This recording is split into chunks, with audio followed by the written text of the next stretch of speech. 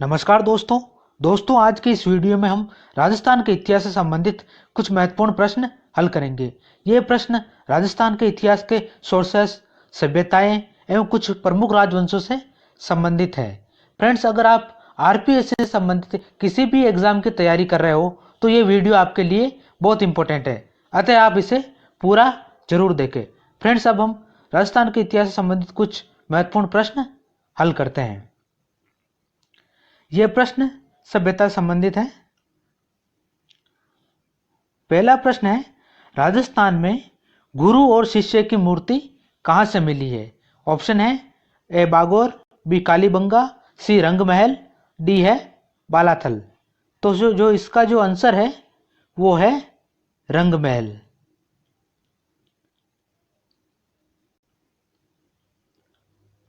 Friends, आपको जानकारी होनी चाहिए कि रंगमहल गंगानगर में स्थित है। अगला प्रश्न देखते हैं, किस पुरातात्विक स्थल से पत्थर की गदा मिली है? इसके ऑप्शन है ए गणेश्वर, बी बेराट, सी रेड, चौथा है आहड़। तो जो पत्थर की गदा मिली है वो मिली है हमें आहड़ से, तो इसका जो आंसर होगा वो है आहड़। अगला प्रश्न देखते हैं, बागोर में उत्खनन में मिली अस्थियों को किस इतिहासकार ने पशुओं की हड्डियां माना है? इसमें ऑप्शन है वीएन मिश्र, बी गोपीनाथ शर्मा, सी श्रीमती डी आर शाह और डी है जेम्स टोड। तो फ्रेंड्स, जो इसका आंसर है वो है Shrimati D R Shah. Shrimati D R Shah ने बागोर में मिली जो हड्डियां थी उनको पशुओं की हड्डियां माना है, और बागोर मध्य पाषाण काल का एक महत्वपूर्ण स्थल है। अगला प्रश्न देखते हैं, अपोलो की मूर्ति हमें कहां से मिली है? इसमें ऑप्शन है बेराट, रंगमहल, आहड़ या कालीबंगा। तो फ्रेंड्स, जो अपोलो की मूर्ति है वो हमें आहड़ से मिली थी। अगला प्रश्न देखते हैं, किस लेख में चित्तौड़ का नाम खिजराबाद मिलता है? ऑप्शन है कुंभलगढ़ प्रशस्ति, चिरवे का लेख, राज प्रशस्ति या धाईबी पीर की दरगाह। फ्रेंड्स, जो चित्तौड़ को जो खिजराबाद नाम दिया था वो दिया था अलाउद्दीन खिलजी ने अपने पुत्र खिज्र खां के नाम पर। तो हमें चित्तौड़ का नाम जो खिजराबाद मिलता है वो हमें मिलता है धाईबी पीर की दरगाह के पीछे लगे हुए लेख में। अगला प्रश्न देखते हैं, शाहाबाद का लेख हमें कहां से मिला है? इसके ऑप्शन है ए कोटा, बी बूंदी, सी जयपुर, डी अजमेर। तो जो शाहाबाद का लेख है वो हमें मिला है कोटा से। अगला प्रश्न देखते हैं, अमर काव्य वंशावली की रचना किसने की थी? तो इसमें ऑप्शन है ए नैणसी, बी अमर सिंह, सी रणछोड़ पट और या डी महेश। तो जो अमर काव्य वंशावली है उसकी रचना की थी रणछोड़ पट ने, और रणछोड़ पट ने ही राज प्रशस्ति की रचना भी की थी। अगला प्रश्न देखते हैं, सुमेल के युद्ध के समय वहां पर कौन सा लेखक मौजूद था? ऑप्शन है दयालदास, बाकीदास, अब्बास खां सरवानी या फरिश्ता। तो फ्रेंड्स, जो इसका आंसर है वो है अब्बास खां सरवानी, जिसने अकबर के कहने पर तारीखे शेरशाह भी लिखी थी। और सुमेलगिरी का युद्ध हुआ था, ये हुआ था शेरशाह सूरी और मालदेव के बीच में 1544 ईस्वी में। अगला प्रश्न देखते हैं, सिकंदर लोदी के नागौर अभियान का उल्लेख किस ग्रंथ में मिलता है? ऑप्शन है मखजान है अफगानी, बी है इकबालनामा, सी है तारीख शेरशाही और डी है तबकाते नासिरी। तो फ्रेंड्स, जो इसका आंसर है वो है मखजान है अफगानी। इसमें सिकंदर लोदी के नागौर अभियान का उल्लेख मिलता है। अगला प्रश्न देखते हैं, कछुआओं को किस लेख में रघुवंश तिलक कहा गया है? इसके ऑप्शन है आमेर का लेख, नेमिनाथ प्रशस्ति, रणकपुर प्रशस्ति या राज प्रशस्ति। तो फ्रेंड्स, जो इसका आंसर है वो है आमेर का लेख। कछुआओं को आमेर के लेख में रघुवंश तिलक कहा गया है। अब हम राठौड़ वंश से संबंधित कुछ महत्वपूर्ण प्रश्नों पर नजर डालते हैं। मारवाड़ का भागीरथ किस शासक को कहा जाता है? ऑप्शन है बीका को, लूणकरण, तख्त सिंह या गज सिंह द्वितीय। तो फ्रेंड्स, जो इसका आंसर है वो है गज सिंह द्वितीय। कसिय द्वितीय को मारवाड़ का भागीरथ के नाम से भी जाना जाता है। अगला प्रश्न देखते हैं, किशनगढ़ की स्थापना किशन सिंह ने की थी, वह किस शासक का पुत्र था? तो इसमें ऑप्शन है कल्याणमल, लूणकरण, चंद्रसेन या मोटा राजा उदय सिंह। तो जो किशन सिंह पुत्र था वो था मोटा राजा उदय सिंह का, जिसने किशनगढ़ की स्थापना की थी। अगला प्रश्न देखते हैं, मारवाड़ का अणबीणिया मोती की उपाधि किसको दी गई थी? ऑप्शन है दुर्गादास, चंद्रसेन, जसवंत सिंह या मान सिंह। तो जो इसका आंसर है वो है दुर्गादास राठौड़। दुर्गादास राठौड़ को मारवाड़ का अणबिंदिया मोती की उपाधि दी गई थी। अगला प्रश्न देखते हैं, श्यामल दास ने अपने ग्रंथ वीर विनोद में किसे जोधपुर की नूरजहां कहा है? इसमें ऑप्शन है महक राय, गुलाब राय, गुलाबो या कटरीना कैफ। इसका जो आंसर है वो है गुलाब राय। अगला प्रश्न देखते हैं, सुमेलगिरी के युद्ध के समय कौन सा इतिहासकार उपस्थित था? ऑप्शन है निजामुद्दीन, नैन्सी, अब्बास खां सरवनी या बदायूनी। तो इसका जो ऑप्शन है वो है अब्बास खां। यह प्रश्न पूर्व में भी मैंने पूछा था, अभी दोबारा रिकॉर्ड हो गया है इसमें। अगला देखते हैं, सर्वप्रथम मुगलों से संघर्ष की शुरुआत किसने की थी? इसमें ऑप्शन है महाराणा प्रताप, चंद्रसेन, मालदेव या उदय सिंह। तो जो सर्वप्रथम जो मुगलों की से संघर्ष की शुरुआत हुई थी वो हुई थी मारवाड़ से, और ये की थी चंद्रसेन ने। इसीलिए चंद्रसेन को मारवाड़ का प्रताप के नाम से भी जाना जाता है। अगला प्रश्न देखते हैं, मुस्लिमों से सर्वप्रथम वैवाहिक संबंध किसने स्थापित किए थे? इसमें ऑप्शन है ए बारमल, बी मालदेव, सी जोधा, डी रावचुंडा। तो फ्रेंड्स, जो सर्वप्रथम जो मुस्लिमों से संबंध स्थापित किए थे वैवाहिक, वो किए थे मालदेव ने। इसने अपनी पुत्री कनकाबाई का विवाह शेर शाह सूरी के पुत्र इस्लाम शाह सूर से किया था।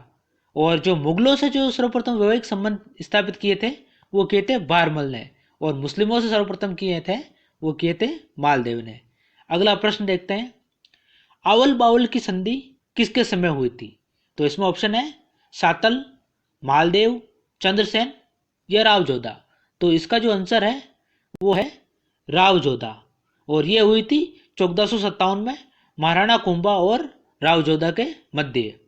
अगला प्रश्न देखते हैं, सुमेलगिरी के युद्ध के समय शेर शाह सूरी का सेनापति कौन था? इसमें ऑप्शन है ए मेहतर खां, बी जलाल खां, सी शुजा खां या डी इमरान खान। तो इसका जो आंसर है वो है जलाल खां। सुमेलगिरी के युद्ध के समय शेरशाह का सेनापति जलाल खां था। अगला प्रश्न देखते हैं, किंगोली का युद्ध कब हुआ? इसमें ऑप्शन है 1899, 1890, 1807 या 1859। तो इसका जो आंसर होगा वो होगा 1807। ये गिंगोली का युद्ध हुआ था, ये कृष्णा कुमारी को लेकर हुआ था, और ये जयपुर और जोधपुर के बीच हुआ था। अगला जो प्रश्न है वो है, हम देखेंगे, वो है गुहिल वंश से संबंधित। किसने गुहिलों का संबंध ईरान के बादशाह नौसेर व आदिल से बताया था? तो इसमें ऑप्शन है James Tod, Nancy, Dasharath Sharma या अबुल फजल। तो जो इसका जो आंसर है वो है अबुल फजल। अबुल फजल ने गुहिलों का संबंध ईरान से के बादशाह नौसेर आदिल से बताया था। अगला प्रश्न देखते हैं, गुहिल वंश की कितनी शाखाओं का उल्लेख मिलता है? ऑप्शन है 22, 24, 26 या 28। तो हमें गुहिल वंश की जो शाखाएं हैं उनका उल्लेख मिलता है वो है 24। अगला प्रश्न देखते हैं कि अल्लट ने किस हूण राजकुमारी से विवाह किया था? ऑप्शन है ए हरिया देवी, बी हिडम्बा देवी, सी पुष्पावती, डी कलावती। तो इसका जो ऑप्शन है वो होगा हरिया देवी। अल्लट ने हरिया देवी से विवाह किया था। अगला प्रश्न देखते हैं, मुगलों के आंतरिक मामलों में रुचि लेने वाला प्रथम मेवाड़ का शासक कौन था? ऑप्शन है राणा प्रताप, अमर सिंह, कर्ण सिंह या उदय सिंह। तो इसका जो आंसर होगा वो होगा कर्ण सिंह। कर्ण सिंह सर्वप्रथम मुगलों के आंतरिक मामलों में रुचि लेने वाला मेवाड़ का शासक था। अगला प्रश्न देखते हैं, राणा हमीर ने सिंगोली के युद्ध में किस शासक को पराजित किया था? तो ऑप्शन है फिरोज शाह तुगलक, मोहम्मद बिन तुगलक, बलबन या अलाउद्दीन खिलजी। तो इसका जो आंसर होगा वो होगा मोहम्मद बिन तुगलक। फ्रेंड्स, आपको सिंगोली और गिंगोली के युद्ध में कंफ्यूज नहीं होना है, दोनों अलग अलग युद्ध हैं, तो इसका आप विशेष रूप से ध्यान रखें। अगला देखते हैं, महाराणा द्वारा उमराव को दिया जाने वाला सम्मान था। ऑप्शन है ए नाजर, बी तनख्वाह, सी सिरोपाव या डी चौफेरी। तो इसका जो आंसर होगा वो है चौफेरी। अगला प्रश्न देखते हैं, सिंचाई के क्षेत्र में किसके शासनकाल को मेवाड़ का स्वर्णकाल कहा गया? ऑप्शन है राणा कुंभा, अमर सिंह, जय सिंह या राज सिंह। तो इसका जो आंसर होगा वो है राज सिंह। राज सिंह ने राज समुद्र जेल का निर्माण भी करवाया था और ये राजसमंद में स्थित है और ये गोमती नदी के किनारे है। अगला प्रश्न देखते हैं, महाराणा सांगा ने किसको परास्त करने के बाद हिंदूपति की उपाधि धारण की थी? ऑप्शन है बाबर, महमूद लोदी, सिकंदर लोदी या इब्राहिम लोदी। तो इसका जो आंसर होगा वो होगा फ्रेंड्स इब्राहिम लोदी। इब्राहिम लोदी को परास्त करने के बाद सांगा ने हिंदूपति की उपाधि धारण की थी।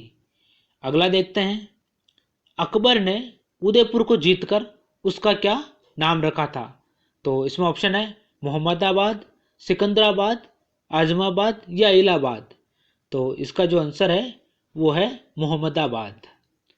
अगला देखते हैं, विजय स्तंभ किस विभाग का प्रतीक चिन्ह है? तो इसमें ऑप्शन है राजस्थान पुलिस, माध्यमिक शिक्षा बोर्ड या दोनों या फिर कोई नहीं।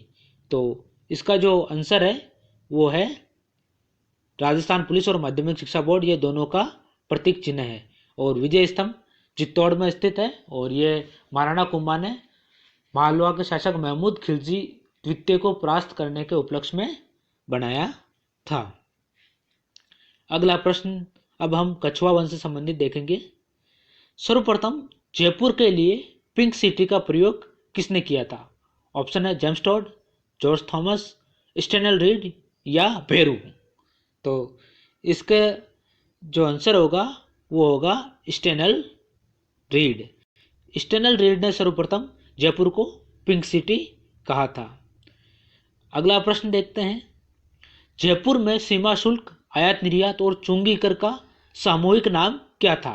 तो इसमें ऑप्शन है शायर, महर, गजल या सलकुट्टी। तो इसका जो आंसर है शायर। शायर को जयपुर में सीमा शुल्क व आयात शुल्क को सामूहिक नाम से शायर के नाम से पुकारा जाता था।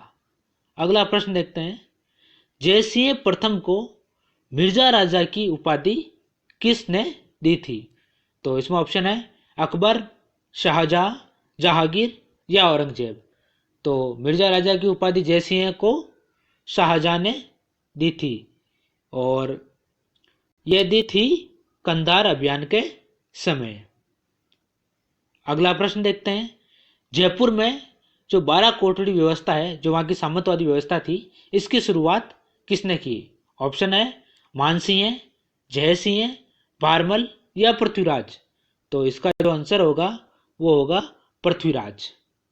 अगला प्रश्न देखते हैं, आमेर को सर्वप्रथम कछवाहों की राजधानी किसने बनाया था?